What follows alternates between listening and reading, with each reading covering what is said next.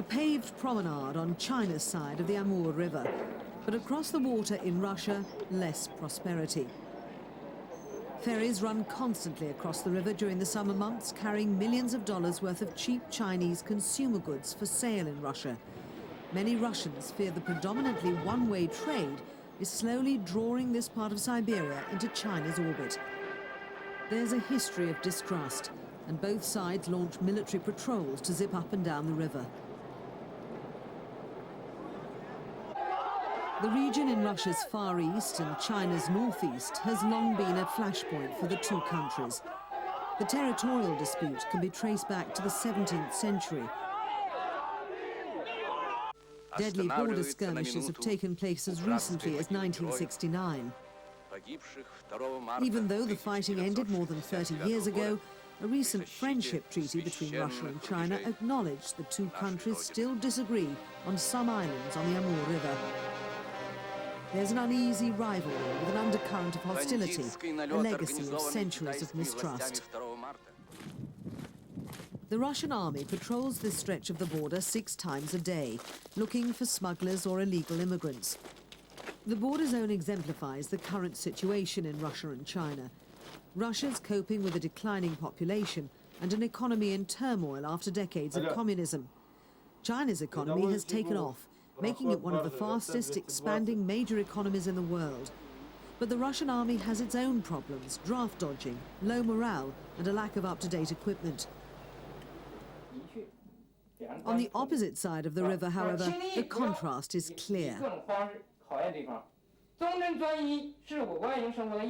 The Chinese army has more money, military spending has increased, and they're better equipped. The patrols are out on the river 8 times a day with impressive discipline. During that process, our team, including officials and soldiers, have worked with a strong sense of responsibility. We try and represent our country. We patrol the border, and the soldiers do their duty in a polite, civilized way. The Chinese army and the Russian patrols not only look for illegal immigrants. There's big business in illegal fishing. With only a handful of fishing licenses available, the river is home to a fleet of illegal poachers. The Amur has a plentiful supply of salmon and beluga sturgeon. The Chinese are protecting their impressive growth. In the last 3 decades, China's economy has quadrupled. The country is booming, technologically and in its population growth. Trucks carrying scrap metal arrive at the port to cross the Amur River. Russian customs agents look for military spare parts. It's illegal to export unlicensed military components, but it's more lucrative than scrap metal, so some traders take the risk. Russia's trade with China is predominantly raw materials. Unlike China's manufactured goods, it requires very few workers to supply a truck full of scrap metal. Timber is Russia's other main export to China. Together with scrap metal, the two account for 85% of the flow of Russian goods across the Amur. Russians on a mission to China fill the ferries to capacity. Customs regulations make it easier for Russians to bring Chinese goods back across the border, so rafts of unemployed Russians make the 600-meter trip, working as pack mules for wealthy Chinese merchants. About 250 Russians haul $120,000 worth of goods a day from the Chinese port of Heihe. 3 to 4 years ago, the Russians were running the trade, but now it's the Chinese. Each Russian courier packs in their goods, from shoes to staplers to T-shirts. They're allowed to carry 50 kilograms of goods free of any import tax. The couriers are paid $10 by the Chinese merchants for their efforts. Many of them bristle working for the Chinese merchants, doing back-breaking work for little pay. I'd rather go to Canary Island or some other place, better than this one. If it wasn't for my situation, I wouldn't come to this so-called village. Historically, Chinese worked as labourers for Russian pioneers when they settled the Far East.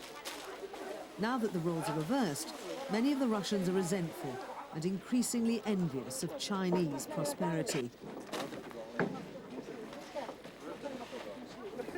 The couriers, known as bricks because of their brick-shaped loads, lug their parcels past knowing customs agents, bringing them directly to Chinese dealers on the Russian side.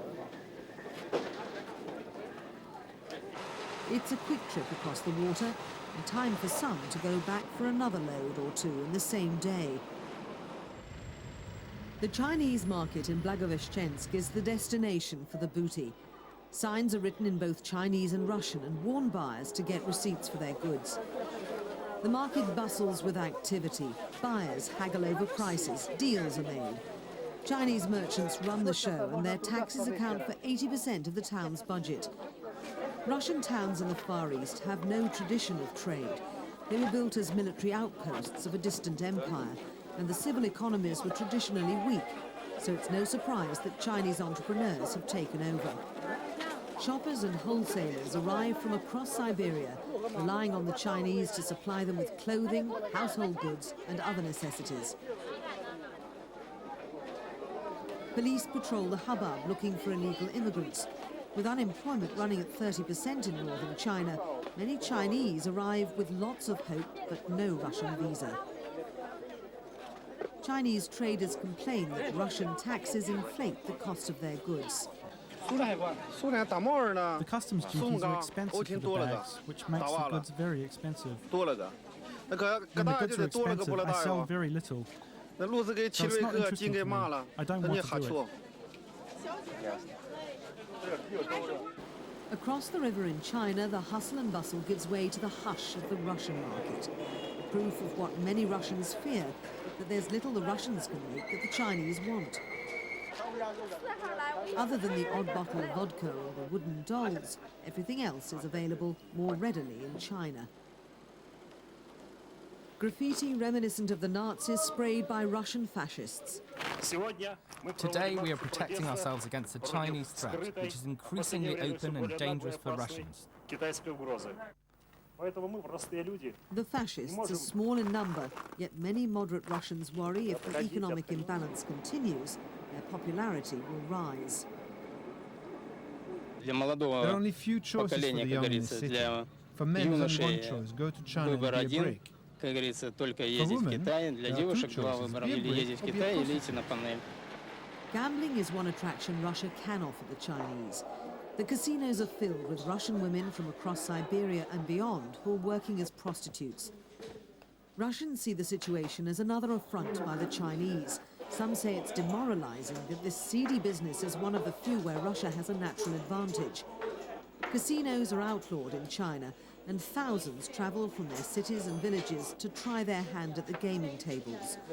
As the Chinese play with money generated by their powerhouse economy, many Russians feel resentment that their superpower status has been so reduced.